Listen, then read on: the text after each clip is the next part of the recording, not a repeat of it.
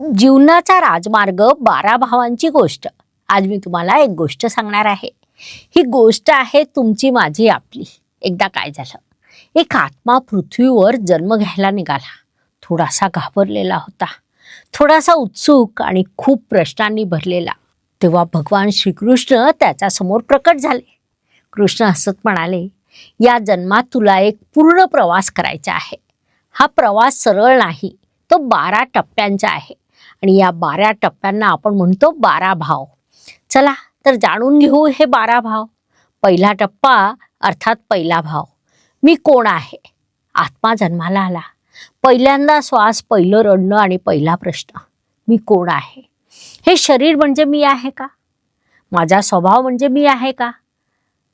हा आहे लग्नभाव. कृष्ण म्हणाले, हा भाव तुझा आरसा आहे.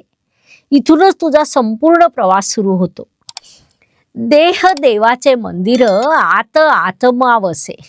देह देवाचे मंदिर, आत आत्मा वसे. आपण कोण आहोत हे शोधित राहावे कसे.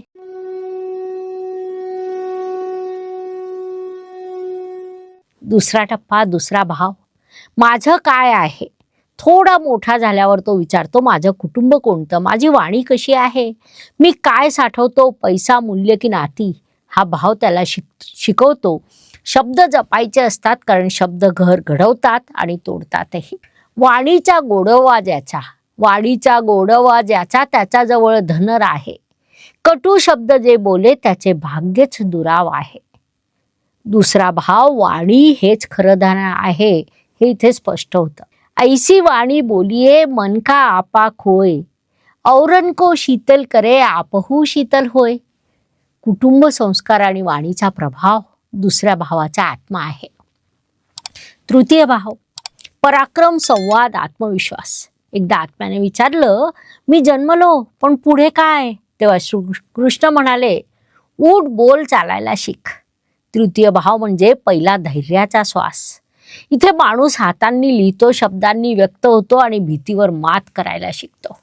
हेच ते स्थान आहे जिथे माणूस इतरांशी बोलतो पण प्रत्यक्षात स्वतःशी संवाद साधतो. इथे जर धैर्य कमी पडलं तर आयुष्य गप्प बसतं, आणि जर पराक्रम जागा झाला तर शब्दच अस्त्र बनतात.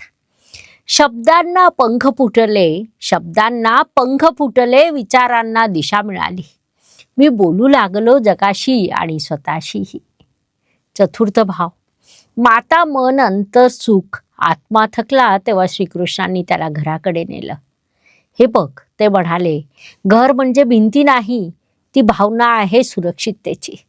चतुर्थ भाव म्हणजे आईची कुशी, मनाचं विश्रांती स्थान. इथे माणूस बाहेरची लढाई विसरतो, आतल्या शांततेचा शोध घेतो. ज्याचं मन स्थिर आहे तोच बाहेरच्या जगात स्थिर उभा राहतो. आईच्या कुशीत मन विसावलं. घर म्हणजे भिंती नव्हे, ती सुरक्षित भावना ठरली. पंचम भाव, बुद्धी, सर्जन, पूर्वसंचित. एकदा आत्म्याने विचारलं, मी वेगळा का आहे. श्रीकृष्ण हसले, कारण तू फक्त जन्मलेला नाहीस, तू काहीतरी घेऊन आलायस. पंचम भाव म्हणजे पूर्वजन्माचा ठेवा, बुद्धीची चमक आणि सर्जनाची ठिणगी. इथेच कविता जन्मते, इथेच शिष्य गुरु शोधतो आणि इथेच माणूस विचार करायला शिकतो. बुद्धीने प्रश्न विचारले, हृदयाने उत्तर दिलं. पूर्वजन्माचा ठेवा इथे उमलू लागला. षष्ठ भाव, संघर्ष, रोग, ऋण. आत्मा घाबरला, दुःख का येतं. श्रीकृष्ण म्हणाले, तुला बळकट करायला. षष्ठ भाव म्हणजे रणभूमी. इथे रोग येतात, ऋण येतात, शत्रू उभे राहतात. पण हे शत्रू बाहेरचे नसतात, ते आतल्या दुर्बलतेचे आरसे असतात. जो इथे हरतो तो तक्रार करतो, जो जिंकतो तो साधना करतो. रोग, ऋण, शत्रू भेटले, घाबरवायला नाही, आतल्या योद्धाला जागा करायला. सप्तम भाव, संबंध, आरसा. एक दिवस आत्मा म्हणाला, मी दुसऱ्यावर प्रेम करतो. कृष्ण म्हणाले, तो दुसरा नाही, तो तूच आहेस. सप्तम भाव म्हणजे नात्यांचा आरसा. इथे मित्र समाज भेटतो, जे आपण आहोत तेच नात्यातून दिसतं. नातं म्हणजे बंधन नाही, तर स्वतःला ओळखण्याची संधी आहे. समोरचा मीच दिसू लागतो, नात्यांनी मला माझीच ओळख करून दिली. अष्टम भाव, परिवर्तन, गूढ. आत्मा हावरला, सगळं बदलतंय, संपतंय. कृष्ण शांतपणे म्हणाले, हो, म्हणूनच तर अर्थ आहे. अष्टम भाव म्हणजे मृत्यूचा नाही, परिवर्तनाचा भाव. इथे जुनी ओळख मरते आणि नवीन जाणीव जन्माला येते. जो बदलाला घाबरतो तो इथे अडकतो. जो स्वीकारतो तो मुक्त होतो. जे संपतं तेच खरं शिकवतं. मरणातून नव्या जन्माचा अर्थ कळतो. नवम भाव, धर्मगुरु भाग्य. अंधारात आत्मा हरवला तेव्हा गुरु भेटला. कृष्ण म्हणाले, भाग्य म्हणजे योगायोग नाही, तो संस्काराचा परिणाम आहे. नवम भाव म्हणजे धर्माचा दीप. इथे गुरुकृपा मिळते आणि जीवनाला दिशा सापडते. जिथे श्रद्धा आहे तिथे मार्ग आपोआप खुला होतो. गुरुहस्त डोक्यावर आला आणि जीवनाला दिशा मिळाली, अंधारातून प्रकाशाकडे. दशम भाव, कर्म समाज. आत्मा म्हणाला, माझी ओळख काय? कृष्ण म्हणाले, तुझं कर्म.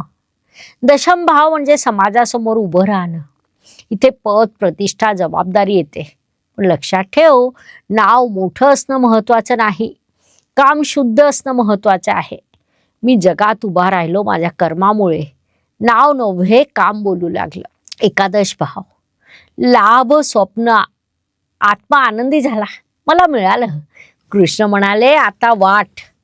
एकादश भाव म्हणजे स्वप्नपूर्ती, मित्र, समूह, समाज. पण जे मिळालं ते स्वतःपुरतं ठेवलं तर ते ओझं ठरतं, वाटलं तर प्रसाद बनतं. स्वप्नांना आकार मिळाला, एकटा नव्हे समूहासोबत चालणं शिकलो. द्वादश भाव, मोक्ष, विलय. शेवटी आत्मा थांबला आणि म्हणाला, मी थकलो. कृष्ण हसले, सोड आता. द्वादश भाव म्हणजे विसर्जन. नाव, रूप, अहम सगळं विरघळतं आणि तेव्हाच कळतं मी वेगळा नव्हतो, मीच सर्व होतो. शेवटी सोडून दिलं सगळं आणि उमगलं, हरवण्यातच पूर्णत्व आहे. लग्न भावात प्रश्न होता, मी कोण? आणि द्वादश भावात उत्तर मिळाला, मी शोधणारा नव्हे, मीच तो शोध होतो. भगवान श्रीकृष्ण म्हणतात, भाव म्हणजे कर्माची मैदानं आहेत आणि ग्रह म्हणजे त्या मैदानात खेळणारे युद्ध. 12 भाव म्हणजे आयुष्याचे 12 टप्पे आहेत, ज्यात आत्मा अनुभव घेत हळूहळू स्वतःकडे परत येतो. लग्न भावात प्रश्न होता, मी कोण? द्वादश भावात उत्तर मिळालं, मी सर्वत्र आहे आणि मी कुठेच नाही. धन्यवाद. शुभम भवतु. नमस्कार. शास्त्राचा अभ्यास करण्यासाठी माझी मराठीतून 11, हिंदीतून 2 अशी पुस्तकं प्रकाशित झाली आहे. विशेष बाब म्हणजे मी स्वतः संशोधित केलेली ज्योती जोशी पद्धती अर्थात जे पद्धती या विषयावर स्वतंत्र ग्रंथ उपलब्ध आहे, त्याचा देखील लाभ घ्यावा. यूट्यूबची कार्यप्रणाली ही मुख्यतः लाईक, शेअर आणि सबस्क्राईबवर चालते. Please like, share and subscribe the channel. धन्यवाद. शुभम भवतु. जय ज्योतिष.